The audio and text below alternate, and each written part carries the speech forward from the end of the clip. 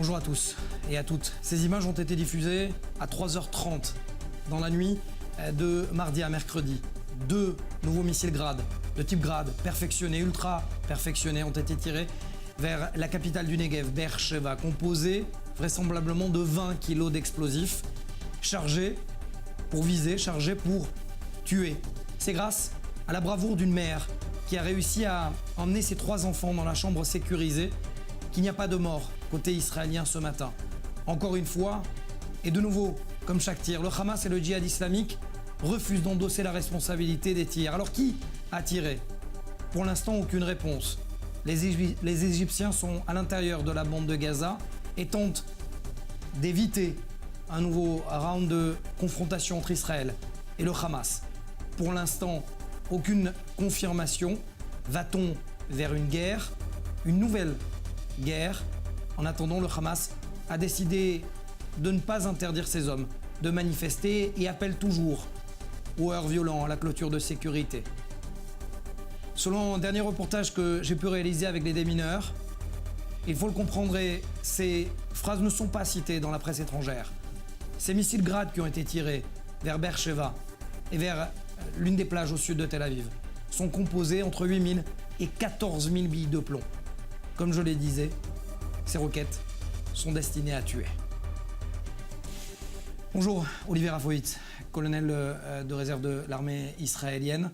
Vous avez vécu toutes ces précédents rounds de confrontation. Vous étiez au micro, justement. Vous avez vécu de l'intérieur et vous connaissez bien également Avigdor Lieberman, le ministre actuel de la Défense. On l'accuse d'être plus politicien que chef militaire. Est-ce que, d'abord, c'est vrai? Bonjour. C'est un ministre de la Défense qui siège aujourd'hui au cabinet de sécurité. Il est en charge de la sécurité d'Israël. C'est en fait le commandant suprême de Tzahal, via le chef d'état-major. C'est quelqu'un qui a des convictions, c'est quelqu'un qui aujourd'hui prône une action extrêmement, je dirais, forte et dure, non pas seulement pour revenir au même type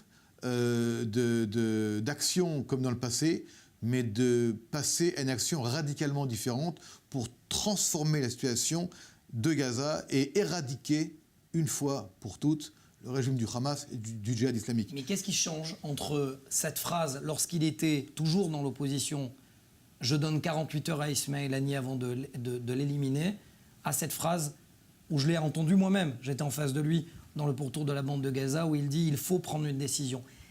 Est-ce qu'il est crédible, Avigdor Lieberman, clairement? Avigdor Lieberman a cette capacité d'abord de faire peur à nos ennemis. Vous savez, nous avons eu des grands chefs politiques, je pense à Ariel Sharon, je pense à Menachem Begin, qui nous ont quittés, qui ont été des hommes qui faisaient peur au monde arabe, à nos ennemis. Lieberman, mais également Netanyahou, mais Lieberman en particulier, font peur au monde arabe. Aujourd'hui, c'est quelqu'un qui a sur ses épaules une énorme responsabilité. Celle d'engager une guerre qui peut aller vers une aggravation et vers une, je dirais, une escalade, puisque le Hamas, ce n'est pas seulement les Palestiniens de Gaza, c'est également l'Iran. C'est l'Iran qui finance et qui est derrière le Hamas. Les gens n'en parlent pas ou n'en parlent pas suffisamment.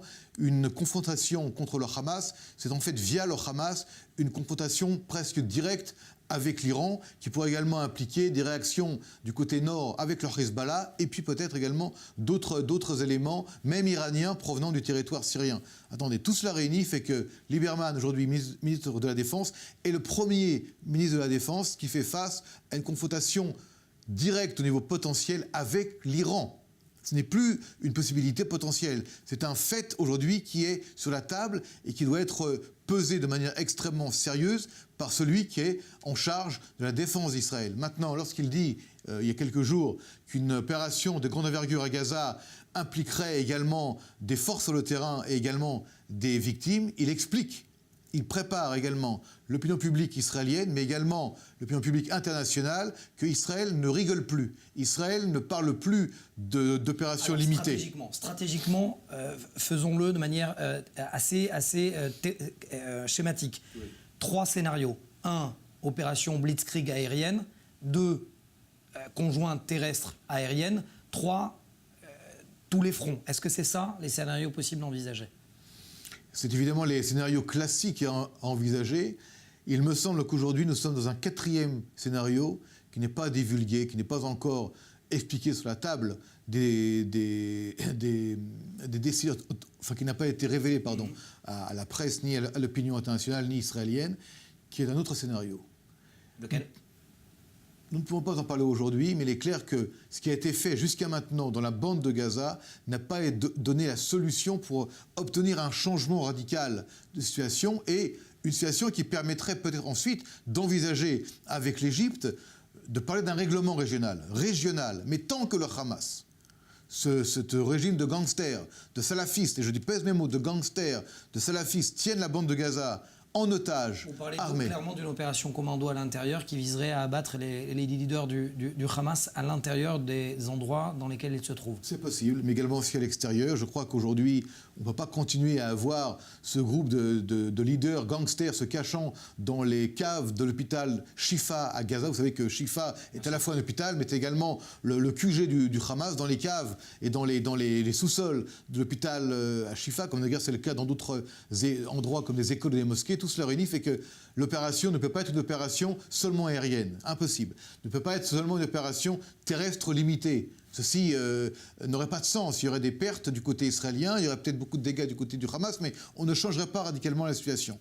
Et à l'heure où nous parlons, il me semble, peut-être que nous serons diffusés après, je ne sais pas. En tout cas, à l'heure où nous parlons aujourd'hui, maintenant, il y a également des concertations politiques de très haut niveau à Washington entre l'État d'Israël, la Maison-Blanche et l'ONU, je parle de Nikki Haley entre autres et de Danny Danon au niveau de l'ONU, pour préparer également la légitimité et l'assise internationale d'une opération israélienne. C'est-à-dire que dès qu'Israël engage une opération de grande envergure à Gaza, le monde crie pourquoi, le monde crie au secours, tout d'un coup c'est le scandale. Donc tout cela réuni fait que, pour revenir à votre question de départ, Avigdor Lieberman, le ministre de la Défense, ne peut pas prendre, et personne ne va prendre en Israël, une décision sans qu'il y ait d'abord préparation à tous les niveaux, politiques, militaires, mais également diplomatiques. Et précisons également que Gadi Eisenkot était, lors de son voyage aux États-Unis, selon certains rapports, aurait rencontré son homologue saoudien et koweïtien. Mais ça, on le saura pas. Si c'est le cas, c'est une très bonne chose, parce qu'aujourd'hui, il y a une conjonction d'intérêts entre les grands pays arabes sunnites et l'État d'Israël face à la même menace, l'Iran. Merci Olivier Rafovitz d'avoir été avec nous. Je rappelle que vous êtes colonel de réserve de l'armée israélienne et ancien porte-parole de l'armée israélienne pour la presse internationale. Nous enchaînons cette émission avec justement, alors on parlait de concertation internationale, Washington et Jérusalem, mais également un certain acteur égyptien qui est à l'intérieur de la bande de Gaza aujourd'hui, peut-être demain, on ne le sait pas. En attendant, retour très bref sur l'histoire de ces médiations égyptiennes pour éviter ou pas un conflit. Regardez.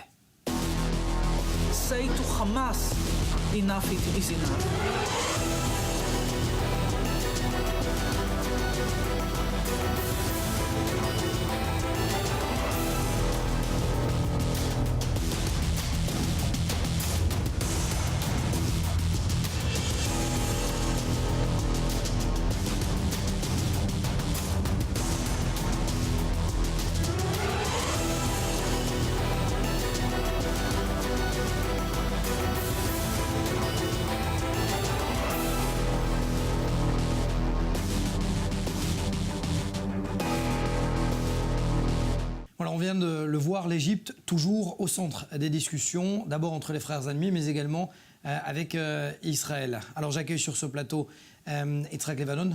Bonjour, monsieur l'ambassadeur. Bonsoir. Bonjour, bonsoir. Ex-ambassadeur d'Israël en Égypte et dans plusieurs autres endroits. D'abord, que vient chercher le général Kamal Abbas dans la région, le chef des renseignements militaires égyptiens? Chercher? On lui a demandé de venir. C'est pas lui qui est venu tout seul. Regardez, l'Égypte, avec le président Abdel Fattah el-Sisi, comprennent très bien ce que l'Égypte est capable de faire pour que la situation entre Israël et le Hamas soit une situation, disons, relativement stable. Et ça, ce n'est pas pour les intérêts d'Israël, c'est pour les intérêts de l'Égypte aussi, parce qu'elle veut que cette situation-là soit stable et que se tourner vers sa guerre contre le terrorisme qui est au nord-est du Sinaï. Expliquez effectivement aux téléspectateurs, Yitzhak Levanon, que l'Égypte est toujours en guerre contre Beit el-Maqdas et les djihadistes du Sinaï. tous les gens de ISIS, disons, que ce soit Beth el-Makdès ou les autres, qui sont dans cette région-là, ils ont joui toujours, disons, d'une certaine base à l'intérieur de la bande de Gaza. Ils sont rentrés à l'intérieur du Sinaï. Ça fait 4 ans que l'Égypte est en train de lutter contre ce terrorisme, parce que ce terrorisme-là n'est pas... Pourtant, il est limité, disons, dans la partie nord-est à la frontière israélienne, mais trop souvent aussi, il a dépassé le canal de Suez, il est rentré à l'intérieur de l'Égypte et il a fait des attaques contre des églises chrétiennes, des coptes, etc. Il a aussi fait des dégâts dans le Sinaï et à la frontière israélienne. Donc il y a une situation où l'Égypte, elle est en train de lutter, elle veut être libérée d'autres choses pour qu'elle puisse se dédier à cette lutte. Jusqu'à présent, il y a certains résultats, à mon avis, pas suffisants, parce que tant que l'Égypte ne change pas sa politique militaire, disons son approche militaire. C'est-à-dire qu'on ne peut pas lutter contre le terrorisme avec des moyens traditionnels. On ne peut pas lutter contre le terrorisme dans des caves avec des avions F-16. Il faut changer cette doctrine-là pour qu'on puisse créer, disons, des brigades ou des gens qui puissent lutter contre le terrorisme, et ça, c'est très spécifique. Est-ce qu'il y a, vous me permettez de poser la question, une coopération israélo-égyptienne sur le terrain dans le Sinaï? La réponse, elle est oui, et ce n'est pas un secret, ou si c'était un secret, c'est un secret de Polichinelle. Oui, parce qu'il y a un intérêt commun. Dans les airs ou au sol? Une coopération, c'est une coopération, on ne peut pas la diviser. C'est une coopération lorsqu'il y a une situation sur place. Quand vous étiez en poste à l'ambassade d'Israël au Caire, est-ce qu'il y a des hommes comme le général Kamel Abbas avec qui vous avez pris le café, par exemple? Ah, plus que café. Bien sûr, avec le défunt général Omar Soleiman, qui jouissait de l'appui inconditionnel de son président, le président Moubarak, qui lui était très influent, avec une influence énorme. Mais qu'est-ce qu'il vous disait? Ça se passe comment, concrètement, la coopération sécuritaire et renseignement avec l'Égypte? La déterration militaire, la déterration sécuritaire, le terrorisme au Sinaï existait auparavant, mais la vraie détérioration, c'était après la destitution du président Moubarak, après la guerre, ou disons la révolution de 2011. C'est à ce moment-là qu'il y a eu un vide complet. L'armée égyptienne n'était pas capable de faire face à la situation parce qu'elle avait d'autres choses à faire à l'intérieur de l'Égypte, parce que le président Moubarak lui a dit au général Tataoui, c'est vous qui êtes responsable maintenant de diriger le pays. Donc ils ont délaissé un tout petit peu. Dans ce vide-là, il y a le terrorisme de ISIS qui est rentré. Au début, c'était des gens sur place. Au début, c'était des Bédouins sur place. Ensuite, c'était ISIS. Ensuite, c'était Beth el-Makdès. Ensuite, d'autres organisations qui sont venues sur place. La situation est devenue intenable. La situation est devenue intenable parce que lorsque le président Morsi, qui est de frères musulmans, était sur place, il n'a rien fait. Parce que pour lui, la bande de Gaza, c'est une extension des frères musulmans sur place. Yitzhak Levanon, dernière question avant de passer à un autre sujet. Est-ce que Kamel Abbas, aujourd'hui, que vous connaissez sans doute, est-ce que vous l'avez rencontré d'abord très rapidement? Non. Non? Non, mais j'ai entendu, enfin. Est-ce qu'il est capable aujourd'hui de faire taire le Hamas et le djihad islamique? Pour être franc, jusqu'à présent, il n'a pas réussi. Ceci ne veut pas dire qu'il ne va pas continuer avec ses efforts. L'Égypte, elle est préférable à Israël, au Hamas, à l'autorité palestinienne, plus que la Turquie ou bien le Qatar ou autres pays. Secondo, il y a un vrai intérêt égyptien pour faire arrêter, disons, cette escalation militaire entre Israël et le Hamas, et c'est un bon point. Nous, on doit donner la chance à l'Égypte, avec le général Kamel, de trouver une solution à l'amiable. C'est pas tout à fait clair, parce que le vrai problème où on se bute, les Palestiniens, l'autorité, etc., si oui ou non le Hamas va garder sa force militaire sur place. Si ce sera oui, ce sera un genre de libanisation de la bande de Gaza. Personne ne le veut. Bien sûr. Alors vous parlez de libanisation. Merci de me passer le relais sur le deuxième sujet. Alors on retrouve d'ailleurs, il y a quelques jours de cela, il y avait l'ouverture du point de passage de Koneitra, enfin fermé depuis plusieurs années. Océane Naz était sur place. On parle juste après avec vous, Yitzhak Levanon, d'un certain pilote qui s'appelle Ron Arad. Regardez, on en parle. historique de ce point de passage de Quneitra, seul point de passage entre Israël et la Syrie. Et je vous laisse directement regarder ce qui se passe derrière moi. Il y a ce point de passage de Quneitra qu'on peut voir au loin. On peut également voir donc la Syrie juste de l'autre côté de ce checkpoint. Et donc à partir d'aujourd'hui, les casques bleus comme la FNUA, la Force des Nations Unies pour l'observation du désengagement, vont pouvoir reprendre leurs activités, vont pouvoir passer à travers donc cette frontière entre Israël et la Syrie. Ils pourront passer 2 fois par jour, une fois le matin, une fois le soir. Et donc d'après un officiel de l'armée israélienne, le but de l'ONU, c'est de reprendre ces activités là où elles ont été arrêtées en 2014 à la fermeture du passage de Quneitra. Et donc le but de l'ONU, c'est de reconstruire la Syrie et également d'apporter de l'aide humanitaire dont les Syriens pourraient avoir besoin. Cependant, les civils ne peuvent toujours pas passer. Ce sera une question de mois, certainement, avant que les Druzes côté israélien puissent se rendre en Syrie, comme c'était le cas avant la guerre civile de 2011, et ce qui avait marqué justement la fermeture aux civils de ce point de passage. Et à l'époque, beaucoup de Druzes israéliens allaient notamment étudier à Damas. Yitzhak Levanon, vous avez l'air d'être surpris en voyant ces images, très rapidement. Non, pas du tout. Je crois que, du point de vue israélien, je crois qu'il y a ici un intérêt de retourner à la situation qui prévalait en 1974 lorsqu'on a signé l'accord de séparation de forces après la guerre de Yom Kippour. Et retourner à ce point-là, à mon avis, c'est positif. C'est positif de la part d'Israël. Il y a 32 ans, un certain pilote Ron Arad tombé entre les mains d'Amal, un certain groupe terroriste libanais, qui le vendait ensuite au Hezbollah, puis direction, on ne sait toujours pas. Yitzhak Levanon, pour les téléspectateurs qui ne savent pas, Levanon en hébreu, ça veut dire Liban. Vous êtes attaché à cette terre libanaise. Est-ce que vous avez une idée particulière de où pourrait se trouver Ron Arad? Mais bien avant cela, Mati, si vous me permettez, parce que contrairement à ce que ça a été publié ou connu, disons jusqu'à présent, c'est que son avion, l'avion de Ron Arad, qui était un copilote, a été abattu avec un missile de la part des Palestiniens, etc. Ce n'est pas le cas. Ce qui est arrivé, c'est que les bombes qui ont été utilisées par le même avion, ils se sont explosés par erreur, très proche de l'avion, et c'est eux qui ont fait le dégât et ont obligé le pilote et le copilote... C'est une première que vous nous annoncez là. C'est ce qui s'est passé. Répétez pour que ce soit bien clair. Les bombes se sont explosées à côté de l'avion et ils ont fait un dommage à l'avion qui ont obligé le pilote et le copilote de sauter en parachute. Et Israël, elle est partie au secours de ces gens-là. Elle a réussi à secourir le pilote, mais elle n'a pas réussi, de point de vue du temps. Lorsque les gens de Hamas, que ce n'était pas un groupe terroriste, les gens de Hamas, c'est un groupe chiite qui appartient jusqu'à aujourd'hui au président du Parlement libanais, Nabih Berri, mais qui était, disons, en dispute avec le Hezbollah à l'époque.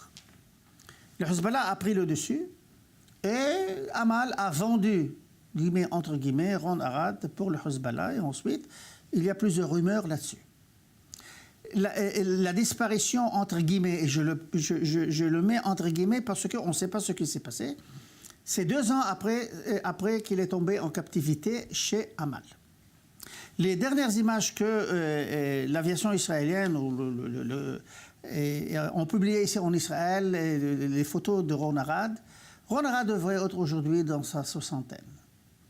Les gens qui sont aux alentours qu'on voit aujourd'hui dans la presse israélienne ne sont plus actifs dans l'aviation israélienne, mais à mon avis, on est en train d'envoyer un signal que pour nous, Israéliens, Ron Arad est toujours vivant. Ou on ne sait pas. C'est ce qu'on est en train d'envoyer, disons, au monde, que ce soit au Hezbollah, aux Iraniens, au Hamas, ou tout ce que vous voulez. C'est ce que vous croyez? Je crois que le fait de publier ces photos-là, lorsqu'il était jeune, il était actif, avec tous ses copilotes, avec tous ses copains sur place, et précisément aujourd'hui, on aurait pu faire 30 ans et pas 32 ans, etc., c'est d'envoyer un certain signal que pour nous, tant qu'il n'y a pas de preuve que lui, il n'est pas vivant, pour nous, il continue à être vivant. Et là, il y a la question qui est très difficile, qu'on ne sait pas où il se trouve. Ce qu'on sait, c'est que Et le Hezbollah nous a envoyé, il y a plusieurs années, les lettres que Ron Arad avait écrites de sa propre main. Merci. Et non, on a vérifié que c'était vrai. Merci Yitzhak Levanon d'avoir été avec nous et nous avoir divulgué aujourd'hui de vraies informations qu'il faudra bien évidemment confirmer avec l'armée israélienne. Merci en tout cas, monsieur l'ambassadeur Yitzhak Levanon, d'avoir été avec nous. Alors, on passe d'un tout autre sujet à la traque qui se poursuit après le terroriste de Barkhane. On regarde le sujet, on en parle juste après avec un ex-policier de l'unité des infiltrés. Dimanche en début de soirée, une dizaine de soldats israéliens se rend à Choueki, près de Toul-Karem en Cisjordanie, dans la maison familiale d'Ashraf Nalwa. Il présente à la famille du terroriste de Barkhane un ordre de démolition. La maison va être détruite dans les prochains jours. Les proches du Palestinien de 23 ans ont 3 jours pour faire appel de cette décision. Ashraf Nalwa reste quant à lui introuvable. Les forces de sécurité et les services de renseignement israéliens continuent de traquer le terroriste dans la région de Toul-Karem. Perquisitions, interrogatoires et interpellations, les moyens sont nombreux pour mettre fin à sa cavale. Plusieurs Palestiniens soupçonnés d'avoir aidé le terroriste dans sa fuite ont été arrêtés. Mais le temps presse, dangereux, déterminé et armé, le terroriste de 23 ans pourrait perpétrer un nouvel attentat. Le 7 octobre dernier, Ashraf Nalwa s'est rendu dans l'usine Alon, dans la zone industrielle de Barkhane. Armé d'un M16, l'ancien employé de l'entreprise a littéralement exécuté Kimer Tsekel et Ziv Rajbi, 2 Israéliens de 28 et 35 ans. Selon les autorités israéliennes, le terroriste était connu des services de renseignement.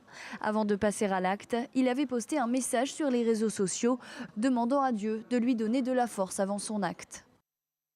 Et j'accueille sur ce plateau Orenor Bitoun. Merci d'être avec nous, un ancien policier de l'unité des infiltrés, mais également président de l'association Trauma for Good pour lutter contre les syndromes de PTSD, de syndrome post-traumatique.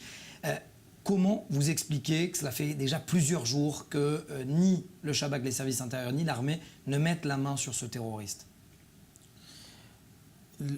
Il n'y a pas là de formule magique. On appuie sur un bouton et on trouve ce terroriste en une seconde. Ça peut prendre des secondes, des heures ou des jours et des mois. Mais en fin de compte, le Shabak et les forces de sécurité israéliennes mettront la main sur ce terroriste dans la mesure où nous ne toucherons pas des innocents. C'est la raison pour laquelle nous ne nous précipitons pas à créer une situation où on l'attrapera à n'importe quel prix qui pourrait coûter la vie à des innocents. Et le même terroriste a quitté le lieu avec des complicités et nous travaillons sur le plan du renseignement, la technologie et des collaborateurs qui nous aident et nous travaillons de façon sélective pour trouver le moment pour le capturer. Un terroriste qui a tué des innocents paiera le prix en l'attrapant, vivant ou mort, dans la même opération. On dit dans le jargon sécuritaire qu'il faut attendre qu'un terroriste commette une erreur pour l'attraper. C'est quoi l'erreur en question concrètement? Écoutez, un terroriste se trouve dans ce cache et se dissimule et ne sort pas et fait attention à son entourage et personne ne parle. Il pourrait y avoir plusieurs erreurs. La première, ceux qui le défendent, le plus proche, il suffit que l'un d'eux ait un mot perdu de travers ou autre chose. Autrement, un autre terroriste change de lieu.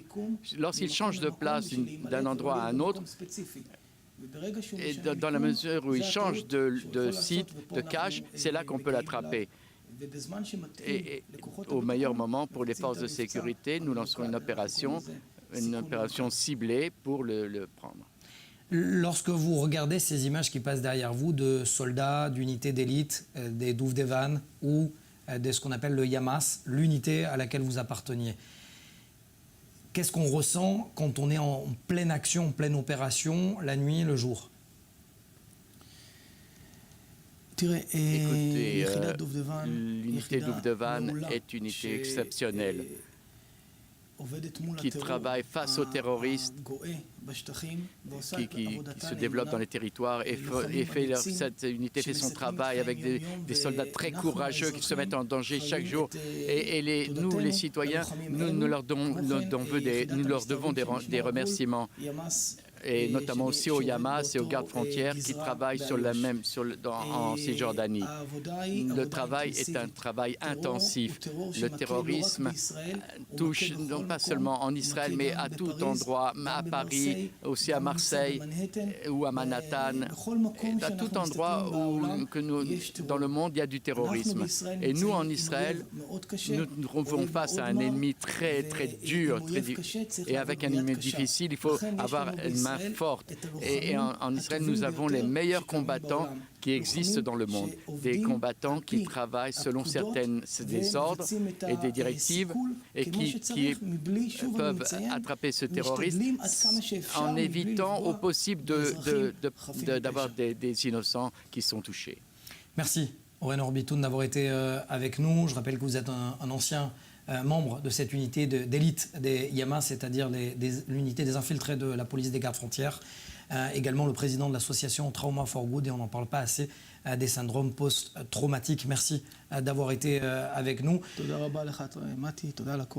Merci, avec plaisir. Alors pour moi aussi également l'occasion de remercier également Dvorah Elise dans ces moments particulièrement difficiles où l'actualité suit son cours. On passe d'opération en opération, d'attentats en Cisjordanie, de tirs de missiles depuis la bande de Gaza vers Israël. L'actualité continue bien évidemment et nous vous tiendrons au courant tout au long de nos prochaines éditions de ce qui est en train de se développer, notamment et principalement dans la bande de Gaza.